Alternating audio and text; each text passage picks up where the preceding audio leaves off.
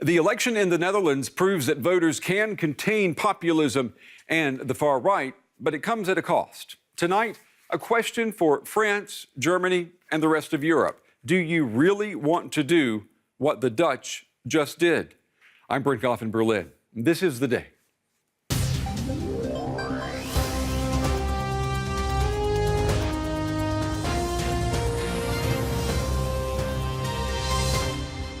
These results show that there is not just hope for people in the Netherlands, that people have chosen for parties that are going to unify us. I think Rutte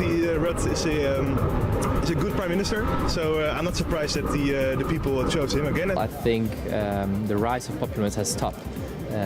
Okay, Geert Wilders, he has won a couple of seats in parliament, but it was not the victory he was hoping for, and the right-wing parties all over Europe were hoping for. Well, that's the only good thing, I guess, that the extreme anti-EU populists have not done by far as well as they hoped or pretended they would. This whole election is not about populists. It's about people with concerns, and these concerns have to be met, and that doesn't change because of this result. The Netherlands will be in the heart of Europe and will still take the lead in Europe as we've done in the past.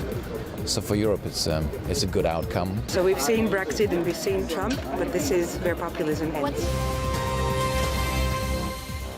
Also tonight, the dress code that could bring down a president, or at least force him to rethink his ties.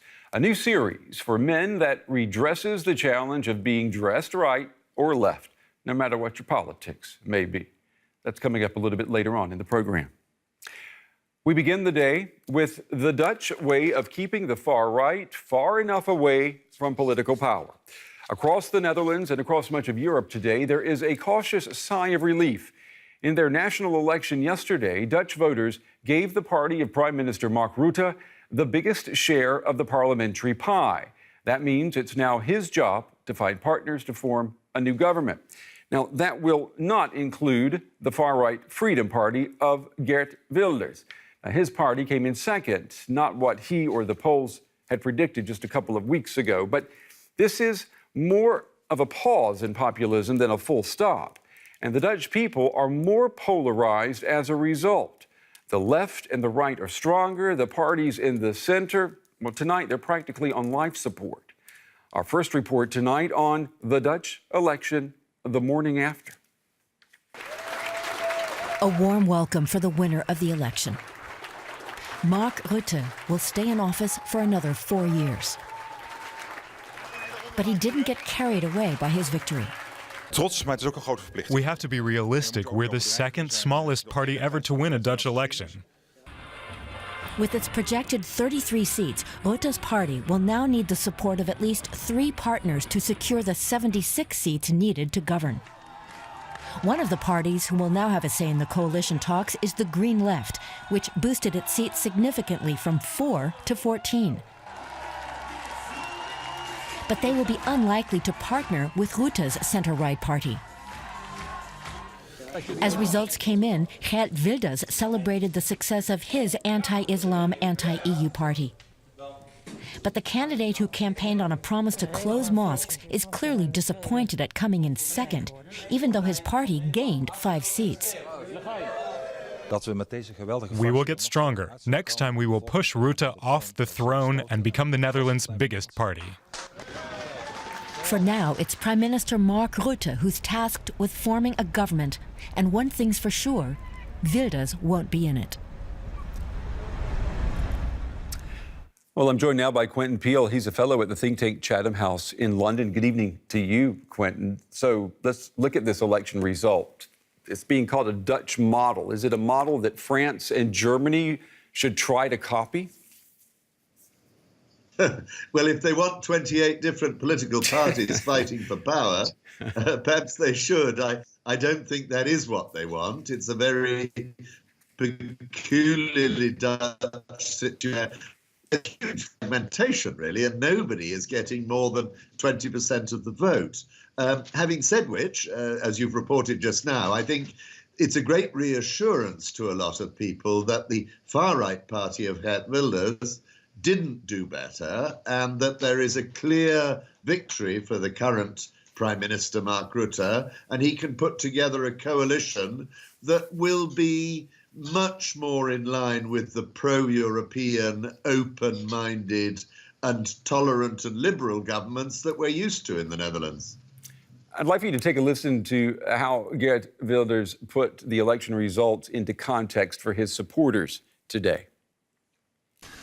I'm very willing to fight. I'm willing to fight for it. We are one of the winners of this election, but I would rather have been the largest party of this election. It's a pity that we didn't succeed in that. We have to wait until the next election, but we are the party that didn't lose. We won 4 or 5 seats. That's a result to be proud of. And Quentin, some people were saying today that what we saw in the Dutch elections is the way not to stop the far right and populism. What do you say to that?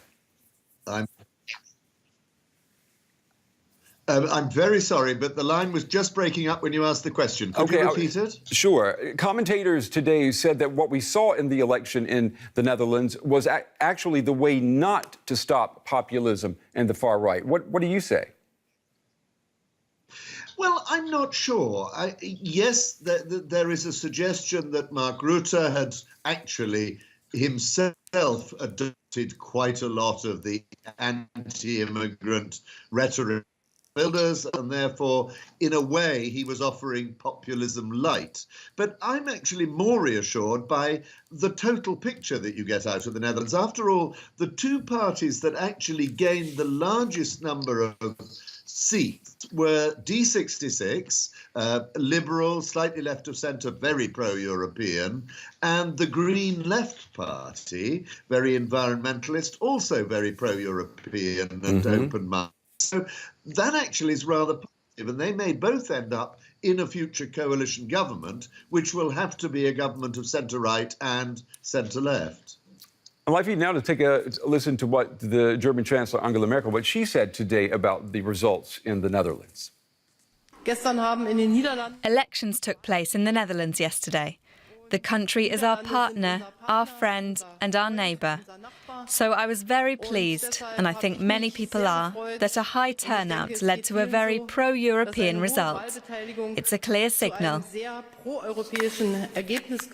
So she seems to be relieved there, Quentin. What do you think is going through Merkel's mind tonight? She had to praise a lukewarm result for Europe in the Netherlands. Tomorrow she'll be inside the Trump White House.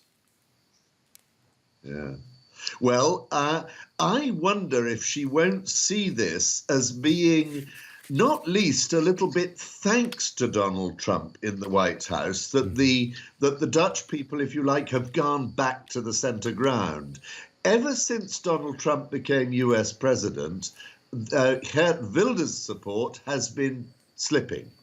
And I think that there has been really quite a reaction in the Netherlands to the US election result, and indeed to the Brexit referendum in Britain, turned out because they were actually saying, look, we don't want to be the next domino in this populist line. We want to have much more of the traditional old Dutch flavour back again. And don't let's get overexcited about the support for Geert Wilders or other populists. I mean, he got well under 20%. This is not a landslide. That is definitely an important point to make there. Quentin Peel at Chatham House tonight. Quentin, as always, thank you very much. We appreciate your insights.